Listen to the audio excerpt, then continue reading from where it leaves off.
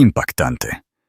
¿Qué sucede cuando el hombre que lo tiene todo es forzado a ver cómo la mujer que desechó obtiene absolutamente todo lo que él siempre quiso? ¿Y más? Esta no es solo una historia de ruptura. Es el relato de un derrumbe espectacular, una obra de karma servida en bandeja de plata.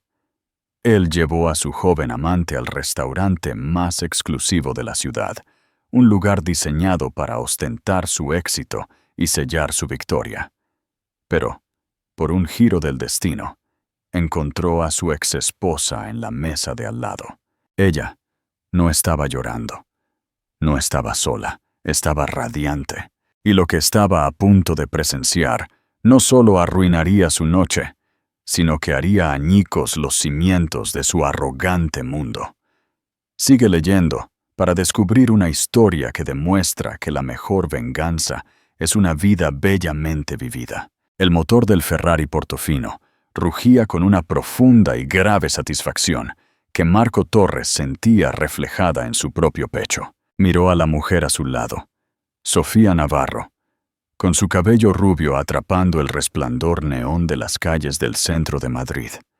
Tenía 26 años, una década más joven que su exesposa, y una ambición tan afilada y pulida como sus uñas de gel. Esta noche era una celebración. Tetba había cumplido exactamente un año desde que el divorcio de Elena fue finalizado. Un año de lo que Marco consideraba libertad y éxito sin adulterar. ¿Estás seguro de que podemos conseguir mesa en Atalaya?, preguntó Sofía, con su voz una mezcla practicada de asombro y derecho. Escuché que la lista de espera es de 6 meses. Marco sonrió, reduciendo la marcha con suavidad, mientras giraba hacia la calle llena de aparcacoches. Atalaya es para gente que hace que las cosas pasen, Sofía. Nosotros somos gente que hace que las cosas pasen. Había hecho la reserva con su cuenta corporativa, Torres Capital, un nombre que abría puertas y silenciaba preguntas. Era socio principal en una firma de capital privado, un tiburón en una ciudad de tiburones, y saboreaba el botín de sus conquistas. Atalaya era el botín definitivo. Ubicado en la cima de un rascacielos, sus ventanales de suelo a techo ofrecían una vista casi divina de las luces de la inmensa ciudad, una alfombra brillante de almas sobre la que él sentía que se alzaba.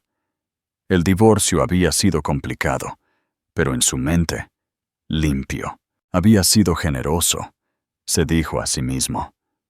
Permitió que Elena se quedara con el modesto piso en las afueras que habían comprado hacía una década, un hogar que ahora veía como un monumento a la mediocridad.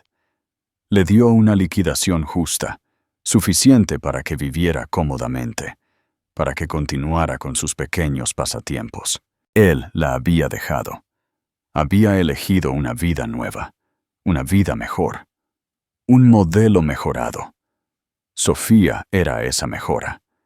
Era un trofeo, un testimonio de su estatus. Elena, en retrospectiva, se había vuelto cómoda, predecible.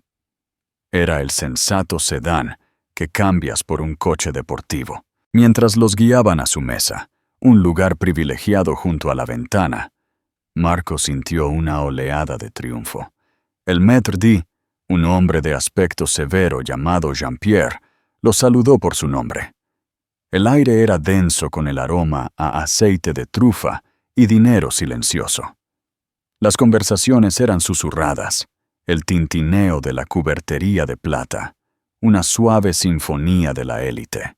«Es perfecto, Marco», suspiró Sofía, con los ojos muy abiertos mientras contemplaba la vista panorámica. «Solo lo mejor», dijo él, acomodándose en el lujoso sillón de cuero. Pensó en Elena, probablemente en casa en ese piso color beige, viendo algún servicio de streaming, tal vez trabajando en alguno de esos pequeños bocetos de diseño de los que tanto hablaba. Él siempre lo había encontrado un pasatiempo lindo, aunque poco práctico. Diseño de interiores, lo llamaba ella. Él lo había llamado jugar con cojines. Le había dicho que su carrera tenía que ser la prioridad. Él era el que ganaba el dinero, aquel cuyo trabajo importaba. Los sueños de ella eran un lujo en el que no podían permitirse centrarse. Recordó una noche, hace años. Ella había extendido una serie de dibujos detallados sobre la mesa del comedor. Su rostro iluminado con una pasión que él no había visto en mucho tiempo. Era una propuesta para un rediseño completo del ala infantil de una biblioteca local. Un proyecto pro bono que ella quería liderar. «Mira, Marco», había dicho, su voz vibrando de emoción. «Si abrimos esta pared y usamos muebles modulares aquí, podemos crear un espacio dinámico que crezca con los niños. Y esta paleta de colores está basada en psicología del desarrollo para fomentar la creatividad». Él apenas lo había mirado, con los ojos fijos en un informe del mercado de valores en su portátil. «Qué bien, cariño», había murmurado. «Pero el acuerdo Henderson se cierra el viernes. Realmente necesito concentrarme. ¿Podemos recoger esto? Necesito la mesa para mi papeleo». Nunca olvidaría cómo su luz se había atenuado en ese instante, la chispa de sus ojos extinguiéndose, reemplazada por una familiar y cansada resignación. Ella había recogido sus dibujos en silencio y nunca volvió a mencionar el proyecto de la biblioteca. Recordarlo ahora, sentado en atalaya con Sofía, no le produjo una punzada de culpa, sino una confirmación de que había tomado la decisión correcta. Necesitaba una mujer que entendiera el juego, que fuera una socia en su ambición, no una distracción de ella. Sofía entendía. Actualmente, estaba tomando una foto perfectamente encuadrada de su copa de champagne contra el skyline de la ciudad, para su Instagram. Su pie de foto, sin duda, etiquetaría el restaurante y alabaría a su maravilloso novio. Ella era un activo. «Por nosotros», dijo Marco, levantando su copa. «Por el futuro», secundó Sofía, su sonrisa deslumbrante. Marco bebió el champán ridículamente caro. El sabor era fresco, frío y absolutamente victorioso. Era el rey de su propio mundo, sentado en su castillo en el cielo. Nada ni nadie podía tocarlo. Acababan de pedir sus aperitivos. Marco, el foie gras sellado. Sofía, el servicio de caviar. Cuando un sutil cambio en la atmósfera del restaurante llamó su atención. Algunas cabezas giraron hacia la entrada. Jean-Pierre, el maître de usualmente imperturbable, estaba escoltando personalmente a una nueva pareja a su mesa. Su postura ligeramente más deferente de lo que había sido con Marco. Marco siguió la mirada colectiva, un destello de irritación cruzando su rostro. Odiaba cuando un tiburón más grande entraba en sus aguas.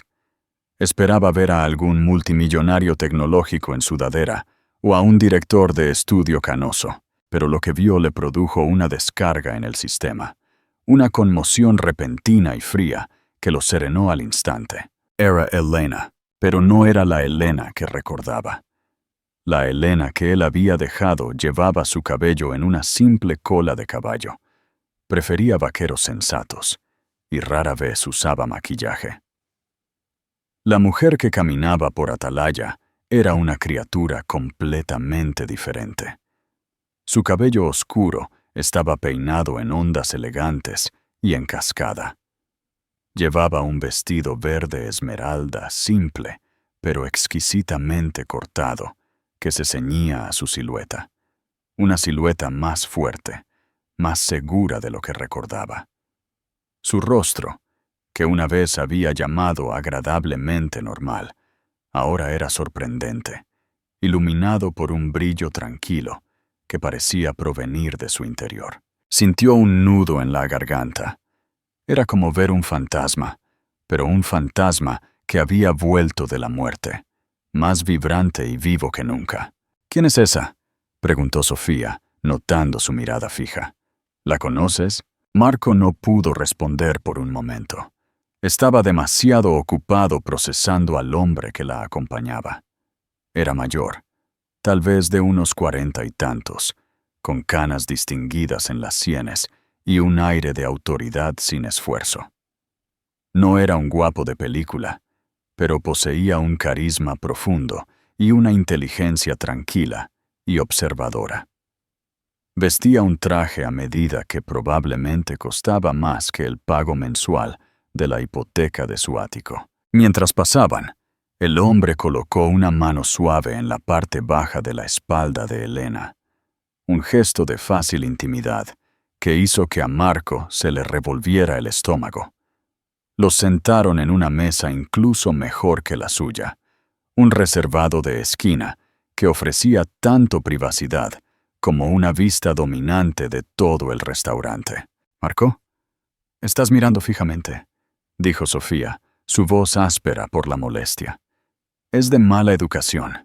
Es mi exesposa», finalmente logró decir, las palabras sintiéndose como grava en su boca. Las cejas perfectamente esculpidas de Sofía se levantaron. Estiró el cuello para ver mejor. «Esa es Elena. Vaya. Se arregló». El comentario pretendía ser un desprecio, una confirmación de su propia superioridad, pero aterrizó como un insulto para Marco. ¿Se arregló? Era una subestimación de proporciones cósmicas.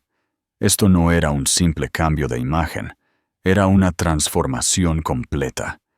Esta era una mujer que estaba cómoda en su propia piel, que pertenecía a un lugar como Atalaya. La mujer tranquila y modesta de la que se había divorciado habría estado aterrorizada, incluso de cruzar estas puertas. Su mente se tambaleó, buscando una explicación lógica. ¿Quién era el hombre? ¿Una cita cara? ¿Un sugar daddy? Sí, tenía que ser eso. Elena debía de haberse sentido sola y había encontrado a algún anciano rico que la cuidara. Imaginó su dinero de la liquidación menguando, su desesperación creciendo. Era la única narrativa que tenía sentido, la única que mantenía intacta su propia victoria. «Probablemente algún cliente rico al que está intentando impresionar», dijo Marco, tratando de sonar displicente. Todavía está intentando poner en marcha ese pequeño negocio de diseño, pero incluso mientras lo decía, sabía que era mentira.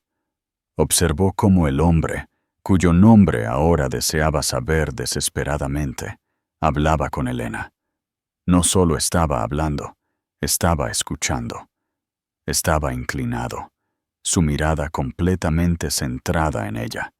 Su expresión, una mezcla de admiración y profundo afecto.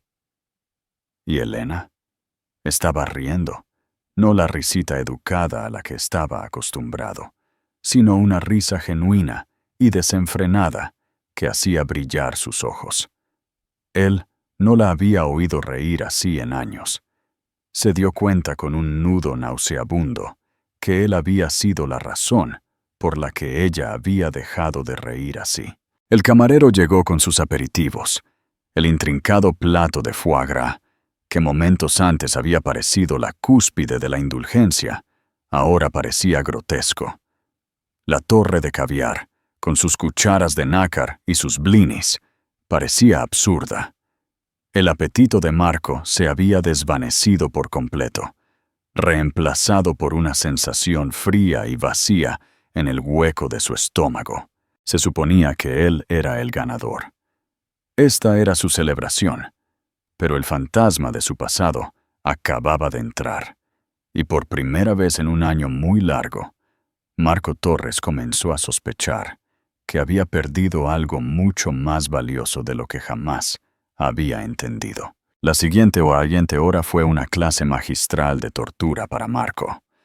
Intentó interactuar con Sofía, escuchar su parloteo sobre un próximo viaje de influencers a Bali y el drama con su archienemiga, Jessica. Asintió y emitió los murmullos de acuerdo apropiados, pero su atención era una cuerda tensa, tirada inexorablemente hacia el reservado de la esquina. Sechard se convirtió en un espía involuntario, catalogando cada detalle de la escena que se desarrollaba a solo 15 metros de distancia. Observó cómo el hombre, llamémosle zorro plateado, pensó Marco venenosamente, servía a Elena una copa de vino. Observó cómo compartían un plato, sus movimientos fáciles y sincronizados. Vio la forma en que las manos de Elena se movían cuando hablaba, tallando formas en el aire mientras describía algo con pasión. Recordó esas manos, usualmente cubiertas de polvo de carbón o manchas de pintura por sus pasatiempos. Ahora estaban animadas, expresivas, las manos de un director de orquesta dirigiendo la orquesta de su nueva vida. ¿De qué estaban hablando? Su mente se aceleró. ¡De ella! ¡Tenía que ser sobre ella! El hombre estaba claramente prendado. Marco diseccionó su interacción, buscando pistas, buscando defectos. Buscó los signos reveladores de una relación transaccional. La expresión aburrida de una mujer mantenida. El agarre posesivo de un benefactor. No encontró ninguno. Lo que vio fue una asociación. Vio respeto. Vio la forma en que los ojos del hombre se arrugaban en las esquinas cuando Elena sonreía. Vio la forma en que ella ocasionalmente se inclinaba sobre la mesa y le tocaba la mano. Un gesto de conexión simple y tranquilizador. Estas no eran las acciones de una mujer tratando de asegurar un benefactor. Esto era real. La realización aterrizó como un puñetazo en el estómago. «Se ve feliz», comentó Sofía, su tono teñido de una extraña mezcla de curiosidad y acusación. Ella lo había estado observando a él, mientras él observaba a Elena, y su paciencia se estaba agotando claramente. «Es una actuación», espetó Marco, más duramente de lo que pretendía. «Probablemente le está tomando el pelo». Elena siempre fue buena interpretando a la víctima. ¿Lo era? Intentó recordar una instancia, cualquier instancia, de Elena siendo manipuladora. No pudo. Lo que recordaba era a ella pidiendo su tiempo, su atención, que él estuviera presente. Él había enmarcado esas peticiones como necesidad, como que ella intentaba retenerlo de su trabajo. Ahora, al verla con este hombre, lo vio por lo que era. Un deseo de asociación. Una asociación que él no había estado dispuesto o no había sido capaz de proporcionar. Un recuerdo, agudo e inoportuno, afloró. Era su 8º aniversario. Él lo había olvidado por completo. Llegó a casa tarde, agotado por un día de 14 horas de negociaciones hostiles. La casa estaba oscura, excepto por el comedor, donde Elena estaba sentada en una mesa completamente puesta, con 2 platos de solomillo frío y sin comer, y una sola vela parpadeante. «Intenté llamar», había dicho ella, su voz pequeña y tensa. «Mi teléfono estaba apagado. Estábamos en una reunión de cierre», había replicado él, aflojándose la corbata, su mente todavía en hojas de cálculo y márgenes de beneficio. «¿Qué es todo esto?» «Es nuestro aniversario, Marco». Sintió un destello de molestia, no de culpa. Era solo otra demanda de su tiempo, otra expectativa que había fallado en cumplir. «Elena, estoy construyendo un futuro para nosotros. ¿Tienes idea de la presión bajo la que estoy? No se puede esperar que recuerde cada pequeña fecha». «No es una pequeña fecha», había susurrado ella, y él vio el brillo de las lágrimas en sus ojos. «Es nuestra vida». Él lo había ignorado. Le dijo que lo celebrarían el fin de semana, cosa que nunca hicieron. Había elegido el trato sobre la cena, el futuro sobre el presente. Mirándola ahora, sentada frente a un hombre que la miraba como si fuera la única persona en una sala llena de estrellas, Marco se dio cuenta de que había cometido un error de cálculo catastrófico. No había estado construyendo un futuro para ellos, había estado construyendo un futuro para sí mismo. Y ella era solo una parte inconveniente de los gastos generales. El camarero se acercó a Elena y su acompañante. Sostenía una botella de champán. Dom Perignon. Notó Marco con amargura. El camarero habló en voz baja con el hombre, que simplemente asintió. No era para su mesa. El camarero, seguido por Jean-Pierre, llevó el champaña y 2 copas no a su mesa, sino al centro de ella. Algo estaba sucediendo. Un murmullo bajo recorrió el restaurante. La gente estaba empezando a notarlo. El hombre de la mesa de la esquina se puso de pie. Era alto, sereno, y sus ojos nunca dejaron a Elena. Sofía se inclinó hacia adelante, su anterior molestia reemplazada por una atención absorta. «¿Qué está pasando?».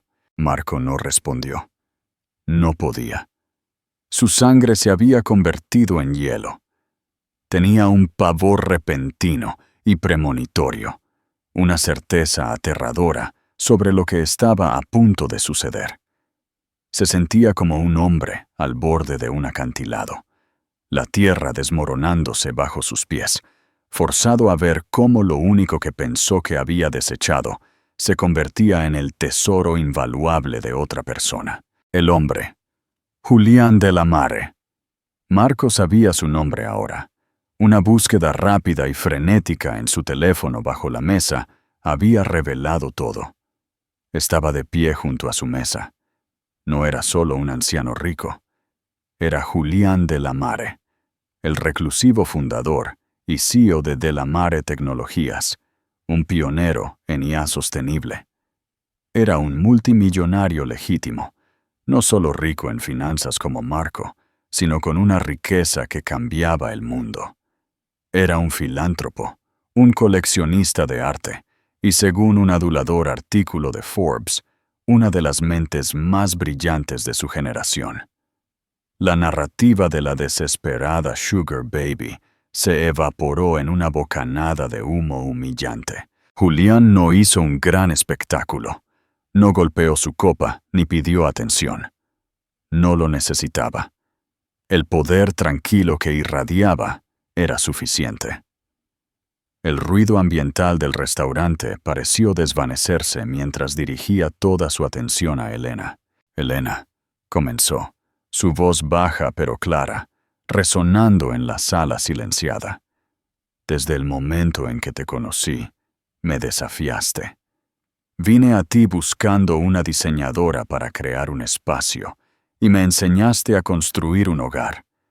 Creí que entendía el arte, pero me enseñaste a ver la belleza en la estructura, en la luz y en la fuerza tranquila de las cosas que están hechas para durar». Marco sintió un cosquilleo en la piel. «Hechas para durar». La frase era una daga.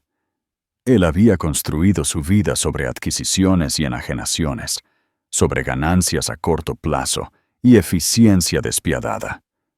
Había tratado su propio matrimonio de la misma manera. Julián continuó, su mirada fija en Elena, quien lo miraba, con los ojos muy abiertos por una mezcla de shock y alegría naciente.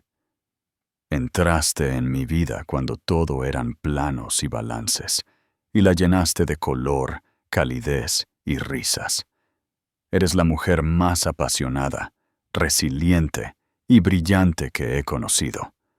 Tomaste los pedazos rotos de una vida que te entregaron y construiste un imperio propio». ¿Un imperio propio? ¿Qué significaba eso? La mente de Marco estaba en cortocircuito. Luego, con una gracia que fue completamente devastadora, Julián de la Mare se arrodilló sobre una rodilla. Un jadeo colectivo recorrió Atalaya. La mano de Sofía voló a su boca. Marco sintió que no podía respirar. como si todo el oxígeno hubiera sido aspirado de la sala y canalizado directamente a ese reservado de la esquina. De su bolsillo, Julián sacó una pequeña caja de terciopelo. La abrió. Incluso desde el otro lado de la sala, el anillo era cegador. No era una explosión ostentosa de diamantes, como el que Marco le había dado a Sofía. Era un único diamante, impecable, de corte esmeralda, flanqueado por 2 zafiros más pequeños, una pieza tan elegante y única como la mujer a la que estaba destinada. Parecía una pieza de museo. Elena Vega, dijo Julián, su voz embargada por la emoción. Has rediseñado mi mundo. ¿Me harías el increíble honor de diseñar nuestro futuro juntos? ¿Te casarías conmigo? Por un momento que se extendió hasta la eternidad, hubo un silencio absoluto. El corazón de Marco martilleaba contra sus costillas, una parte desesperada y traicionera de él rezando para que ella dijera que no, que todo era una broma elaborada. El rostro de Elena era un lienzo de emoción. Las lágrimas corrían por sus mejillas, pero ella estaba sonriendo, una sonrisa tan radiante que podría haber iluminado la ciudad de abajo. Asintió, incapaz de hablar, y luego finalmente encontró su voz, clara y resonante. Sí, Julián. Por supuesto que sí. El restaurante estalló. Los comensales susurrados y sofisticados irrumpieron en aplausos espontáneos y sinceros. La gente sonreía. Algunos se secaban los ojos.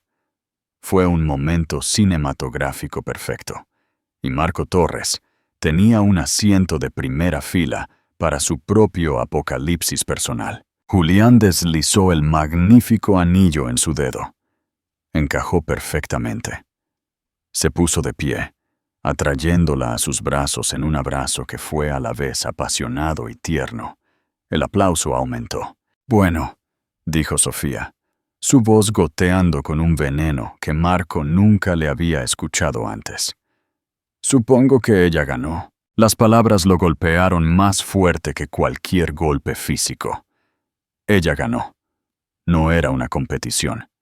¿O sí lo era? En su mente, siempre lo había sido.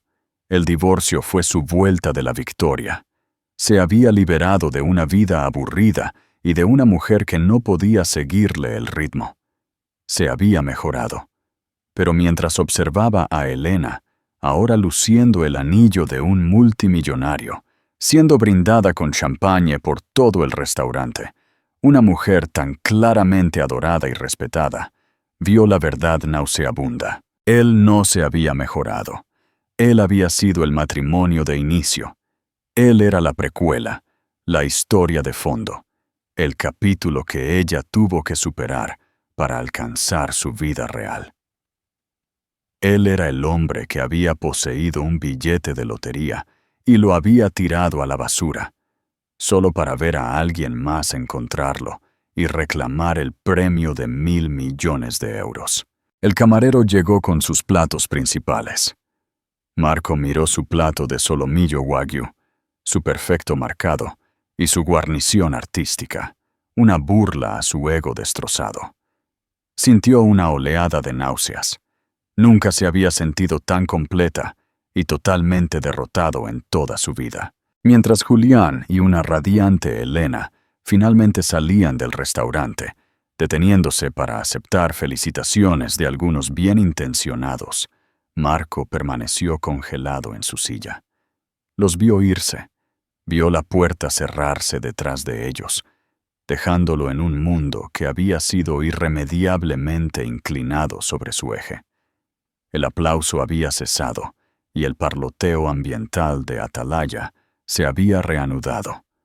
Pero para Marco, el silencio era ensordecedor.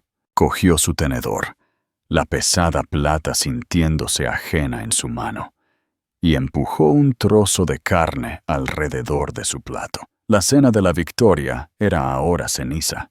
Así que, comenzó Sofía, su voz fría y aguda, rompiendo el silencio entre ellos. ¿Vas a quedarte ahí sentado pareciendo que se te acaba de morir el perro toda la noche? ¿O vas a fingir que estás en una cita conmigo? Marco se estremeció. Solo fue una shock, eso es todo. ¿Un shock? Ella se mofó, dando un mordisco cruel a su termidor de langosta. Marco, parecías estar viendo una ejecución en vivo, la tuya. Nunca te había visto parecer tan pequeño. Small. La palabra pequeño fue un ataque de precisión.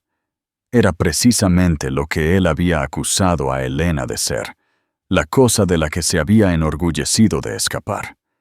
Que se lo devolviera la mujer que se suponía era el símbolo de su nuevo mundo más grande que la vida. Era irritante. No seas ridícula, Sofía. Me alegro por ella. La mentira era tan delgada que era transparente. «Oye, por favor», ella se burló, dejando el tenedor. El pretexto había terminado. ¿Alegrarte por ella? Estuviste prácticamente vibrando de celos. En todo el tiempo que estuvo aquí, no me miraste ni una sola vez. Ni una. Yo solo era paisaje para tu pequeña telenovela. Dime, ¿disfrutaste del espectáculo? Eso no es justo, murmuró. Pero su defensa era débil, patética. ¿No lo es? Ella insistió, su voz subiendo ligeramente, atrayendo una discreta mirada. Dijiste que ella no tenía ambición, que te estaba frenando. Esa mujer que acaba de salir de aquí no parecía estar siendo frenada. Parecía que estaba a punto de poseer el mundo. ¿Y sabes qué? Parecía que lo estaba haciendo sin dedicarte ni un solo pensamiento. Cada palabra era un dardo perfectamente dirigido, pinchando su ego. Sofía no solo estaba enfadada, lo estaba diseccionando, y su análisis era brutalmente preciso. «Estás obsesionado con ella», declaró Sofía, entrecerrando los ojos. «Todo este año pensé que estábamos construyendo algo. Pero no era así, ¿verdad? Yo solo era un reemplazo.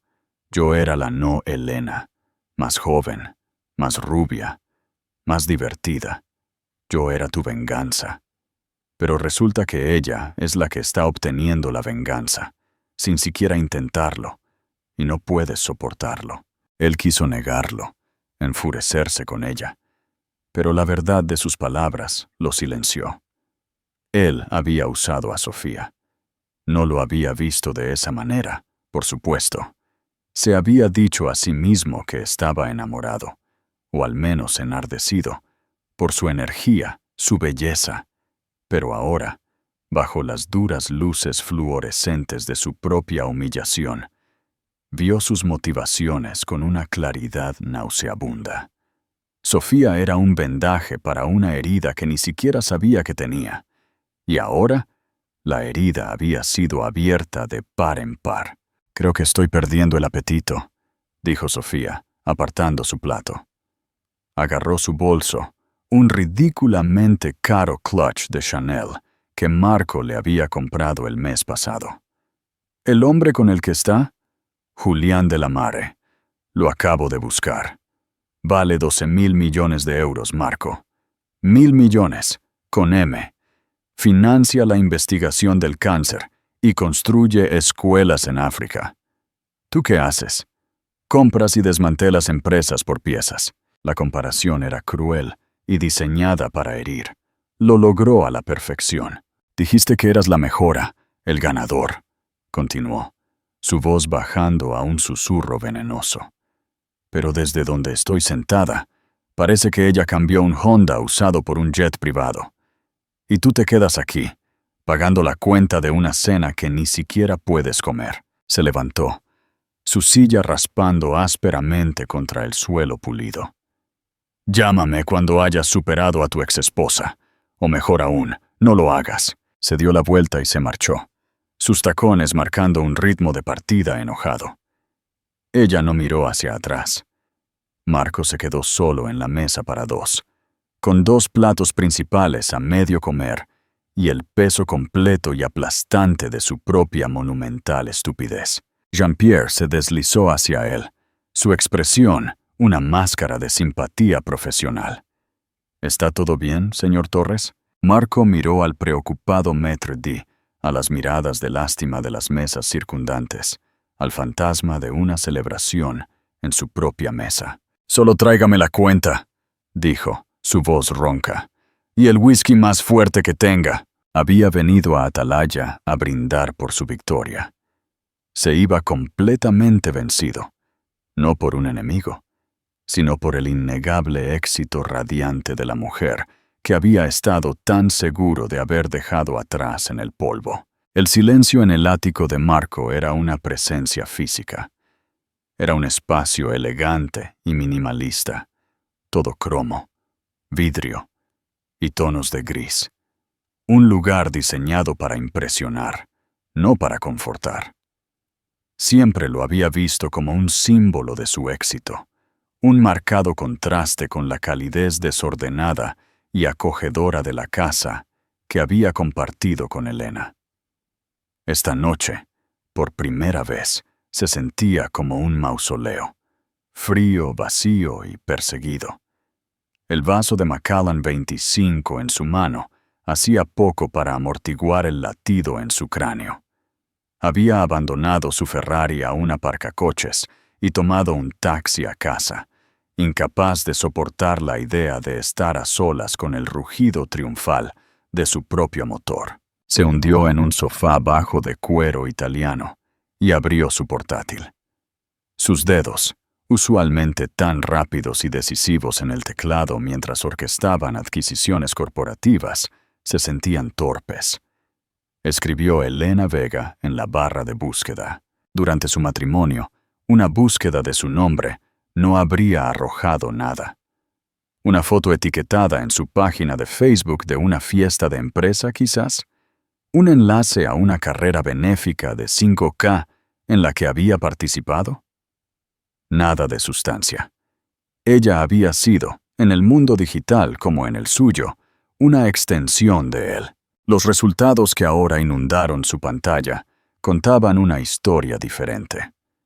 El primer resultado era un artículo en AD España, Architectural Digest. El titular decía: Vega Interiores. Elena Vega. Redefine los espacios íntimos con empatía e innovación. Se le cortó la respiración. Vega Interiores. Ella había usado su propio nombre. No había quitado su apellido de la puerta. Había construido una nueva puerta con su nombre. Hizo clic en el enlace. El artículo era un perfil brillante, con impresionantes fotografías de sus proyectos recientes. Un hotel boutique en Marbella, que era una obra maestra de elegancia costera. La sede de una startup tecnológica en la Milla de Oro, diseñada para fomentar la creatividad.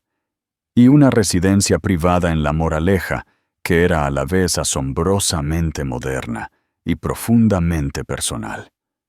Las descripciones de su trabajo usaban palabras como visionaria, conmovedora y transformadora.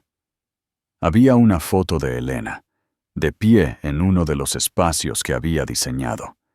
Estaba sonriendo, no a la cámara, sino a algo fuera de cuadro, una mirada de profunda satisfacción en su rostro.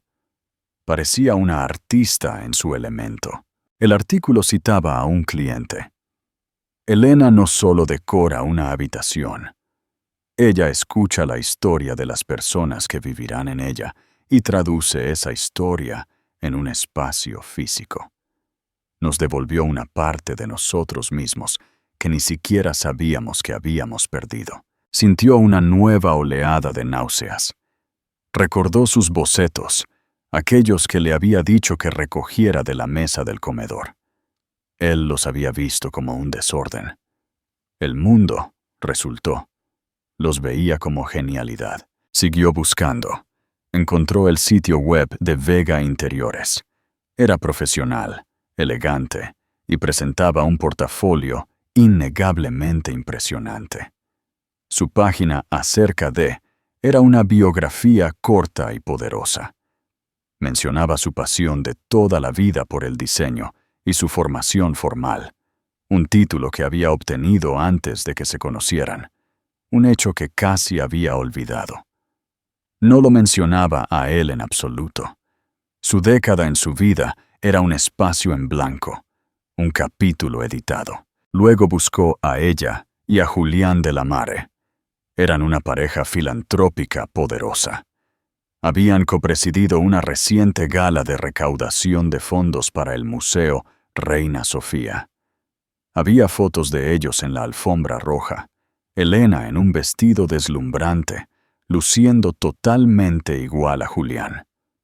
Un artículo en una columna social los describía como la pareja más elegante y discreta de la ciudad, destacando su pasión compartida por el arte y las causas sociales. El artículo detallaba cómo se conocieron. Julián de la Mare había contratado a Vega Interiores para diseñar la nueva sede de la Mare Tecnologías. Había quedado tan impresionado por su visión y profesionalismo que la había buscado personalmente. Su relación había florecido a partir de una base de respeto profesional mutuo. Marco cerró el portátil de golpe. No era una situación de sugar daddy. No era un golpe de suerte. Era ganado. Ella había construido esto. Había tomado el dinero de la liquidación, dinero que él había considerado un generoso regalo de despedida para mantenerla callada y cómoda, y lo había invertido en sí misma. Había construido el negocio que siempre soñó, el que él había desalentado activa, aunque pasivamente. Él había sido el ancla que la arrastraba, y en el momento en que cortó la cuerda, ella no se hundió. Ella se elevó. El alcance completo y horrible de su error de cálculo se estrelló sobre él. No solo había perdido una esposa, había perdido una socia que ni siquiera sabía que tenía. La mujer tranquila y sin ambición, que había dejado atrás, poseía una determinación y un talento que empequeñecían su propia y despiadada escalada corporativa. Él persiguió el dinero. Ella creó belleza. Él desmanteló activos. Ella construyó legados. Pensó en las últimas palabras brutales de Sofía. Ella cambió un Honda, usado por un jet privado. Miró a su alrededor en su ático frío y silencioso, un monumento a su propia marca de éxito. Era un espacio diseñado por un arquitecto famoso y caro, que nunca se había molestado en hacerle una sola pregunta personal. Era una colección de objetos caros, una exhibición estéril de riqueza. No era un hogar. De repente, echó desesperadamente de menos el desorden. Echó de menos el olor a óleos de su pequeño rincón de estudio. Echó de menos las pilas de revistas de diseño en la mesa de centro. Echó de menos a la mujer que había intentado, una y otra vez, construir un hogar con él, mientras él estaba ocupado construyendo un imperio para uno solo. El whisky en su vaso no ofrecía consuelo. Solo sabía a arrepentimiento, un rastro amargo y ardiente hasta el fondo. Pasó una semana. Fue la semana más larga y miserable de la vida de Marco. Fue a trabajar, pero su concentración estaba destrozada. Durante las reuniones, encontraba su mente a la deriva, imaginando a Elena riendo con Julián de la Mare. Miraba complejos modelos financieros, pero todo lo que veía era el brillante zafiro en su dedo. Sus colegas notaron su distracción, su nuevo y amargo humor. El aura del invencible asaltante corporativo había sido reemplazada por la palidez de un hombre atormentado. Sofía, fiel a su palabra, no había llamado. Había bloqueado su número. Su Instagram, una vez un santuario de su fabulosa vida juntos, ahora estaba depurado de todas, menos unas pocas de sus fotos. Ya estaba siguiendo adelante, reajustando su narrativa. Él era noticia de ayer. La soledad, una emoción que Marco siempre había asociado con la debilidad. Se convirtió en su compañera constante. El silencio de su ático ya no era solo tranquilo, era acusatorio. Cada superficie reluciente parecía reflejar su propia imagen patética. Una noche, después de una botella de vino que no hizo nada para adormecer el dolor en su pecho, se encontró desplazándose por las fotos antiguas en su almacenamiento en la nube. Pasó por alto los años recientes de vacaciones lujosas con Sofía y fue más atrás, al principio. A Elena. Había fotos de ellos en su primer pequeño apartamento, pintando las paredes ellos mismos. Una foto de ella mirando con orgullo el primer mueble de verdad para el que había ahorrado y restaurado. Una foto de ellos en una excursión de senderismo, su rostro sin maquillaje, sonriéndole con un amor abierto y sin complicaciones, que ahora se sentía como un golpe físico. Esta era la mujer que había amado, antes de decidir que no era suficiente, antes de romperla. O eso pensó. Se encontró con un video de su 30º cumpleaños. Él le había dado una fiesta sorpresa en su patio trasero. En el video, ella estaba rodeada de sus amigos, su rostro encendido de pura alegría mientras sacaban un pastel. Ella lo miró desde el otro lado del jardín y le lanzó un beso, una mirada de amor y gratitud tan profundos en su rostro. Viéndolo ahora, sintió un sollozo ascender en su garganta, espeso y doloroso. ¿Qué había hecho? ¿Cómo pudo haber tirado eso? Impulsado por un cóctel desesperado y alimentado por el vino de nostalgia y autocompasión, hizo lo único que sabía que no debería. Cogió su teléfono y encontró su número. Se quedó mirando el nombre Elena durante mucho tiempo antes de que sus pulgares comenzaran a moverse, escribiendo un mensaje nacido de la debilidad y el ego. Hola, te vi en Atalaya la semana pasada. ¿Parecías feliz? Felicidades. Me recordó a los viejos tiempos. ¿Recuerdas ese pequeño italiano en Millwood al que solíamos ir? Estaba pensando en eso esta noche. Presionó enviar. Antes de que pudiera dudar, el mensaje era un intento patético y transparente de arrastrarse de vuelta a su narrativa. Estaba tratando de recordarle una historia compartida para implicar una conexión que él mismo había cortado. No estaba seguro de lo que quería. Que ella dijera que también lo extrañaba, que sintiera una punzada de nostalgia. Solo quería una reacción.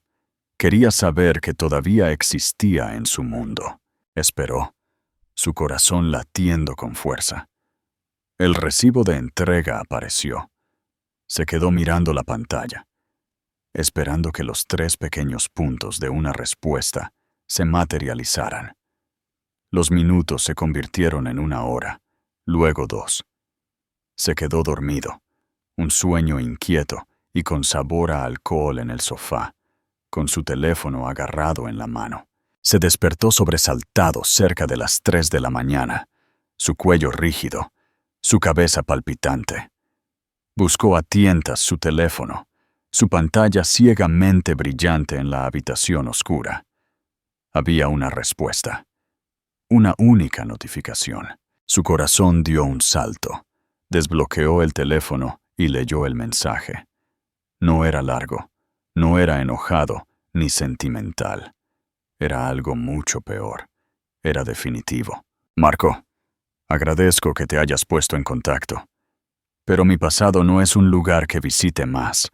La felicidad que viste es real y está construida sobre un futuro que me emociona. Ahora tengo un nuevo lugar italiano favorito. Te deseo lo mejor. Eso fue todo. Te deseo lo mejor.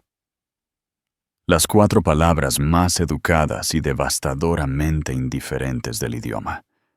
No había ira, ni resentimiento persistente, ni apertura para más conversación. Fue el cierre de una puerta limpio, nítido y profesional. Ella no guardaba rencor. No estaba jugando. Ella simplemente, de verdad, ya no se preocupaba.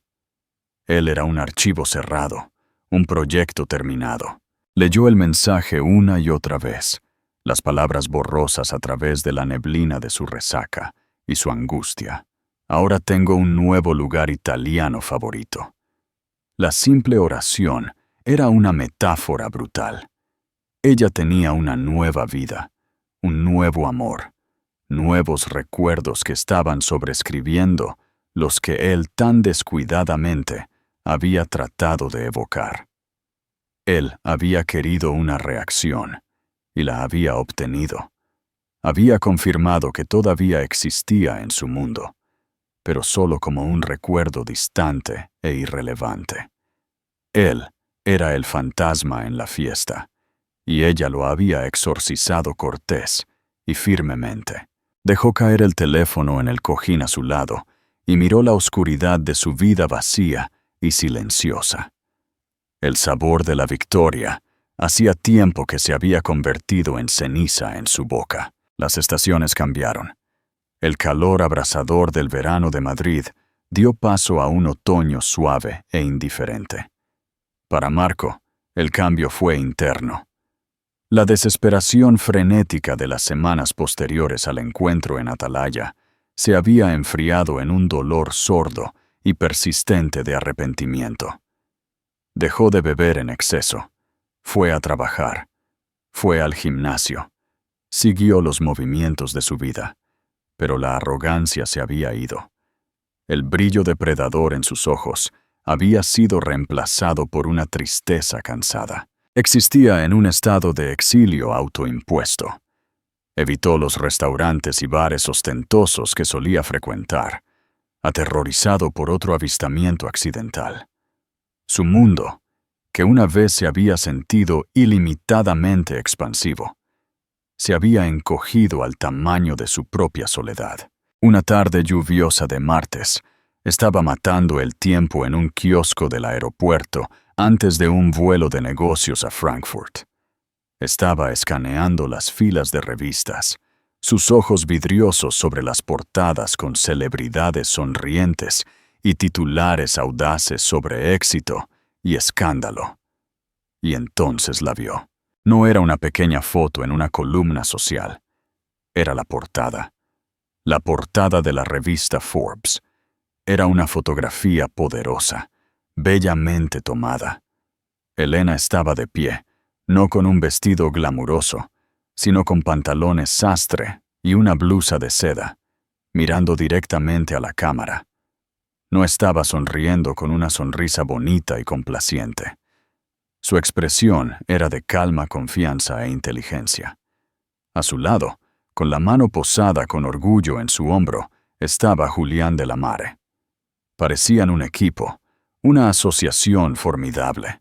El titular en negrita, en letras amarillas, estaba salpicado en la parte inferior de la imagen. El poder del propósito. Julián de la Mare y Elena Vega sobre la construcción de un futuro mejor, en los negocios y en la vida. Marco sintió que la sangre se drenaba de su rostro. Cogió la revista, sus manos temblando ligeramente. La abrió en el reportaje de portada. Era un extenso reportaje de 10 páginas que detallaba el trabajo revolucionario de Julián en tecnología sostenible y, para asombro de Marco, el meteórico ascenso de Elena en el mundo del diseño arquitectónico. El artículo aclamaba a Vega Interiores como la firma de diseño más solicitada en Europa, elogiando su compromiso con los materiales sostenibles y los principios de diseño centrado en el ser humano. Hablaba de sus contratos multimillonarios para diseñar campus corporativos enteros y eco-resorts de lujo. No era un pasatiempo. Era un imperio. Su imperio. Había una sección sobre su vida personal, su fundación filantrópica compartida, la iniciativa de la Mare Vega, que estaba financiando la educación artística en comunidades desfavorecidas. Había una cita de Julián sobre su prometida. Elena es la persona más formidable que conozco, citaba la revista. Soy un hombre que trata con datos y lógica, pero ella tiene una comprensión fundamental del alma humana y tiene la rara habilidad de hacer que ese entendimiento sea tangible, de construirlo en el mundo que nos rodea. Ella es mi socia en todo el sentido de la palabra. El trabajo de mi vida realmente comenzó cuando la conocí. Marco tuvo que apoyarse en el estante de revistas. Leyó las palabras una y otra vez. El trabajo de mi vida realmente comenzó cuando la conocí. Pensó en sus propias palabras hacia ella, años atrás. Mi carrera tiene que ser la prioridad. Tus sueños son una distracción. Él la había visto como un accesorio de su vida, un personaje de reparto. Y todo el tiempo, ella había sido la protagonista de una historia que él era demasiado arrogante y ciego para siquiera leer. El artículo terminaba con una cita de Elena misma. El entrevistador le había preguntado sobre su viaje, sobre empezar su propio negocio más tarde en la vida. Creo que durante mucho tiempo, decía Elena, sus palabras impresas en cursiva elegante. Viví una vida que fue diseñada por otra persona. Era una vida perfectamente agradable, sobre el papel, pero los cimientos no eran míos. El punto de inflexión llegó cuando me di cuenta de que tenía que ser mi propia arquitecta. Tienes que estar dispuesta a derribar una estructura que no está funcionando, incluso si es aterrador, para construir algo verdadero y hermoso en su lugar.